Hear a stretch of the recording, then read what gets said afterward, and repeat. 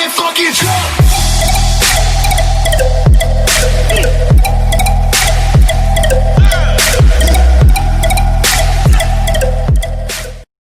Get ready for the countdown. 10, 9, 8, 7, 6, 5, 4, 3, 2, 1, 0.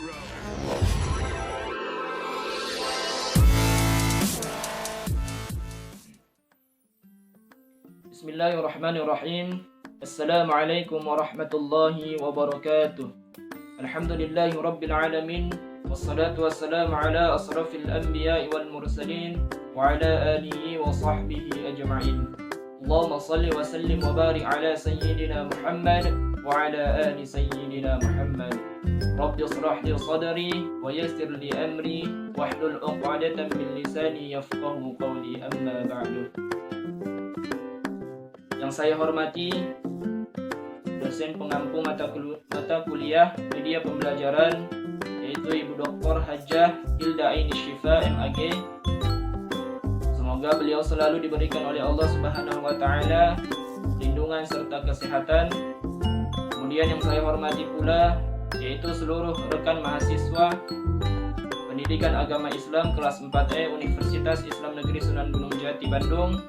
Dan semoga pula kita selalu dilindungi oleh Allah Subhanahu wa taala dan selalu diberikan kesehatan oleh Allah Subhanahu wa taala.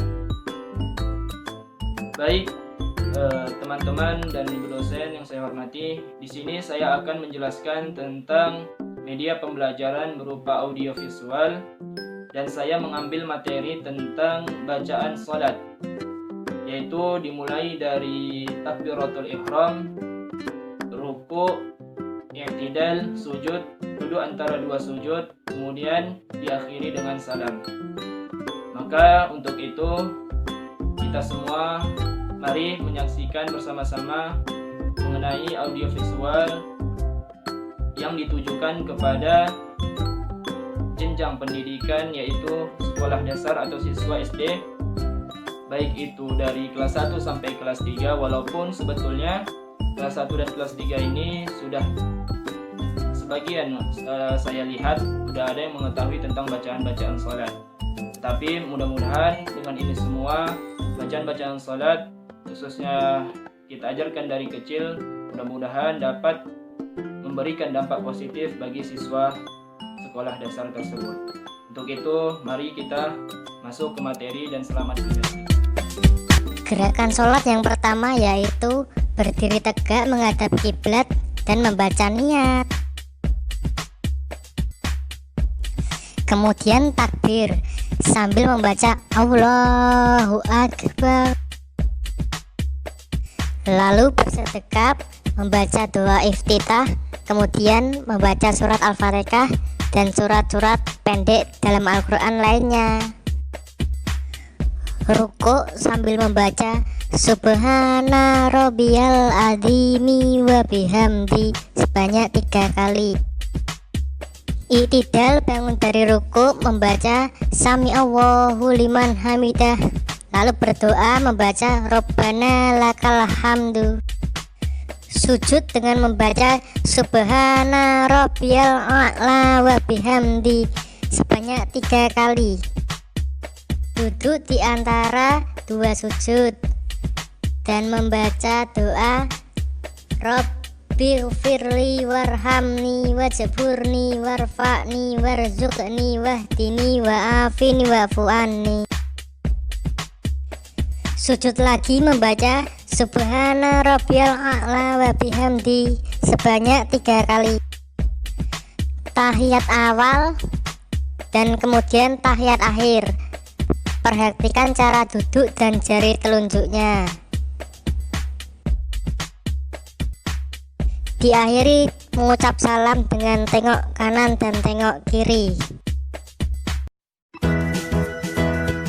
Oke teman-teman, pelajaran hari ini telah selesai. Sampai jumpa di pelajaran berikutnya ya. Mungkin contoh dari media audio visual, yaitu materinya tentang bacaan-bacaan sholat yang ditujukan kepada jenjang pendidikan sekolah dasar, yaitu kelas 1 sampai kelas 3. Nah, dari video tersebut kita bisa mengambil kompetensi apa saja yang dimiliki atau yang bisa dicapai dari media pembelajaran berupa audiovisual. Yang pertama yaitu aspek kognitif. Jadi siswa dapat memahami makna dari bacaan-bacaan sholat, kemudian dapat menghafalkan bacaan sholat tersebut. Kemudian yang kedua yaitu aspek afektif, siswa dapat memperhatikan serta menerima materi-materi dari bacaan sholat tersebut. Kemudian yang ketiga yaitu aspek psikomotor, yaitu siswa dapat setelah siswa memahami makna serta memperhatikan atau menerima materi tersebut, maka yang terakhir yaitu aspek psikomotor, siswa dapat mengamalkan dalam kehidupan sehari-hari bacaan sholat tersebut. Nah, kekurangan dan kelebihan dari media audiovisual ini, yang pertama yaitu kita bahas tentang kelebihan terlebih dahulu. Kelebihan dari media audiovisual yaitu memperjelas penyajian pesan agar tidak terlalu bersifat verbalitas. Kemudian yang kedua yaitu mengatasi keterbatasan ruang, waktu, serta daya indera siswa. Kemudian kekurangan dari media audiovisual ini, yang pertama yaitu media audiovisual tidak dapat digunakan di mana saja dan kapan saja, karena media audiovisual cenderung diam atau tetap di tempat. Kemudian yang kedua kekurangan dari audiovisual ini yaitu biaya yang dikeluarkan atau dana yang dikeluarkan oleh sekolah ataupun guru itu relatif cukup mahal. Kemudian yang ketiga yaitu jika guru tidak bisa berpartisipasi aktif terhadap siswa, maka siswa akan cenderung menikmati visualisasi serta suaranya saja, jadi tidak memperhatikan, hanya mendengarkan saja. Kemudian manfaat dari media audiovisual ini, yang pertama yaitu tidak membosankan, karena audiovisual ini melibatkan antara gambar serta suara, jadi secara otomatis siswa, apalagi yang kita nobatkan sebagai yang masih kecil atau usianya yang masih suka bermain, itu lebih cenderung menyukai hal-hal yang istilahnya dia dengar dan dia lihat. Jadi media audiovisual ini diberikan kepada anak yang usianya masih kecil atau suka bermain, itu sangat senang, artinya tidak membosankan si anak. Kemudian manfaat dari audiovisual yaitu lebih mudah mempercepat daya serap anak dalam memahami pelajaran yang disampaikan. Artinya tadi siswa lebih cenderung senang mendengarkan serta melihat sambil memperhatikan apa yang disampaikan atau disajikan oleh audiovisual ini. Kemudian yang ketiga yaitu mendorong rasa keingintahuan. Hal ini disebabkan karena sifat audiovisual yang menarik dengan gambar. Jadi seorang anak ketika melihat gambar audiovisual, maka dia tertarik terhadap gambar-gambar yang ada di dalam video tersebut.